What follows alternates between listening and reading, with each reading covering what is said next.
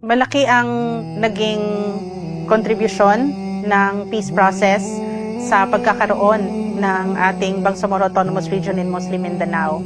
At hindi ito nagtatapos sa pagtataguyod ng BARM bilang isang institusyon. Kailangan natin na maipagpatuloy kung ano ang nasimulan, kung kaya ikinararangal ko na mapabilang bilang isang party nominee ng UBJP. Bilang isang babaeng abogado na nagmumula sa Cotabato City, naaayon yung aking advokasya, ang personal advocacies ko sa advocacies ng United Bangsamoro Justice Party patungkol sa kababaihan, sa mga kabataan, sa edukasyon at ang economic progress and development ng Bangsamoro Autonomous Region in Muslim Mindanao.